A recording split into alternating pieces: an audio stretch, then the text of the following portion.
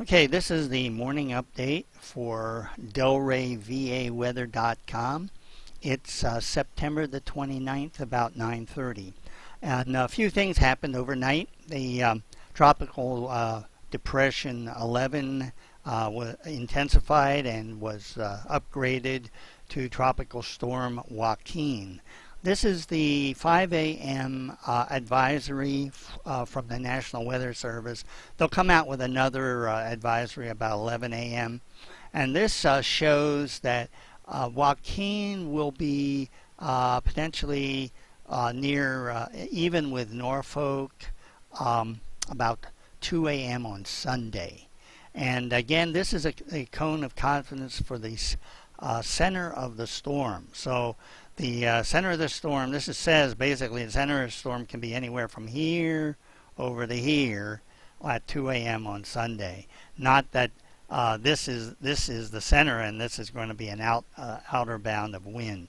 So if we had the center over in this area and coming up this way, we definitely would be affected.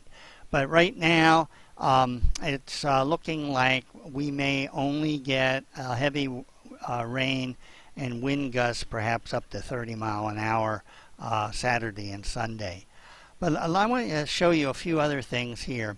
This is the European model for from yesterday, the 12Z Euro model, and this is the model that caused all the concern by everybody and resulted in me sending out quite a bit of tweets. This is JOAQUIN, and if you notice, this model shows it curving right in to the Norfolk area about Saturday or Sunday. And let me let this recycle so you get a better look at it. And in fact, I may stop it here and just advance it manually. Again, it's showing that the JOAQUIN comes into the Bahamas, intensifies, and then comes Sunday, it makes a sudden left-hand turn and comes into Norfolk. Well, that's what the model said 12 hours ago.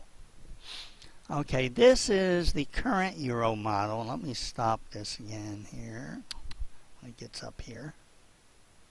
Wait for it to cycle through.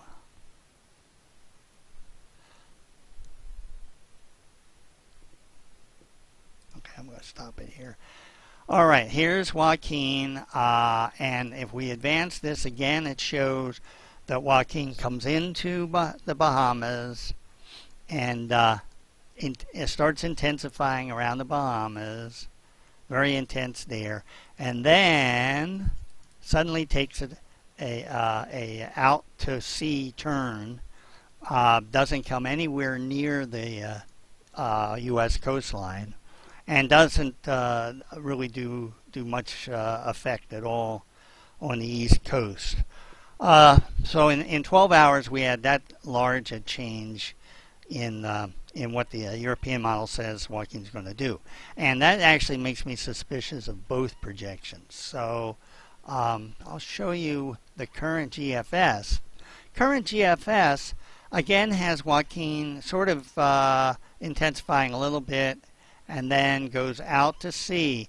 But as it goes out, it spawns another low over Pennsylvania, and that would potentially bring us some heavy rain on Saturday and Sunday.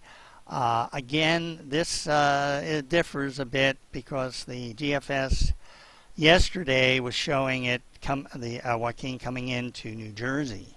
So again, you know, these models have really diverged over the last 12 hours, and that makes me a little suspicious.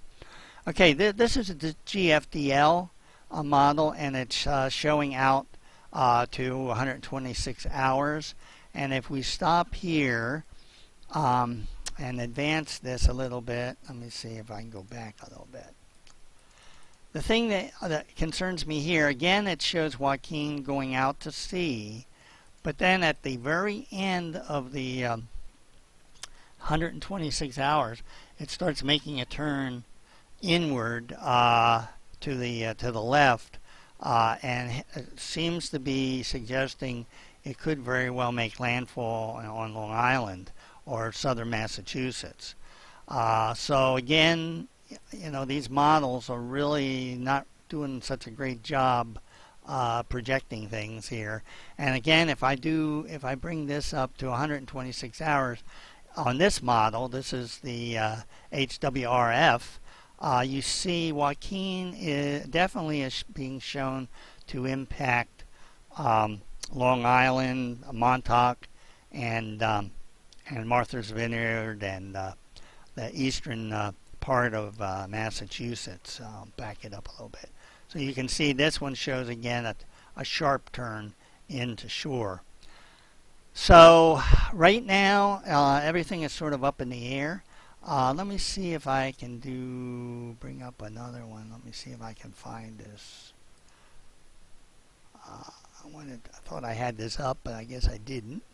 Let me see if I can find it now. All right.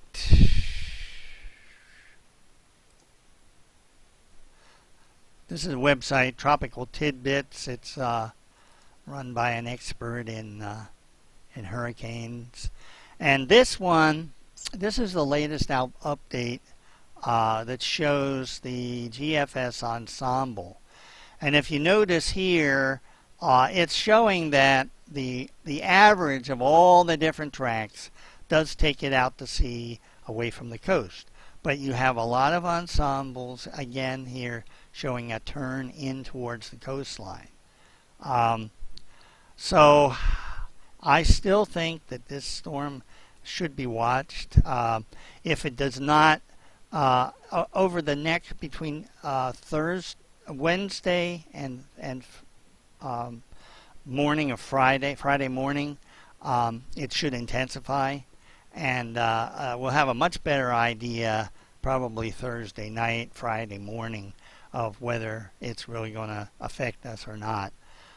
This again shows the intensities, potential intensities, and if you look at this, almost over half the models are saying that it's going to intensify somewhere between a Cat 1 to a Cat 4. So it definitely is a storm that we need to keep track of. I wouldn't change any of my plans other than you should expect rain and some gusty winds on this weekend. But as far as buying generators or anything like that, I think that's probably now premature. You need to wait a little bit and see what the next models say. I want to bring this up. This is the GFS using Buff Kit. This again is as it looks over Washington Reagan National Airport, and this is showing that by Sunday at about 3 a.m. it is possible we will have over 5 inches of rain total from today through Saturday. So we're going to get a lot of rain out of this system. It's principally going to occur on a Saturday. Last time I looked, the winds are predicted to be around 20. I would suspect gusts are going to be about 30. So just need to keep watching the weather right now, and I'll keep you updated if anything changes. If anything dramatically changes today, I probably will do a second update. Okay, thanks a lot. If you have any questions, you can give me a tweet at PatPend. That's PatPend. Thanks.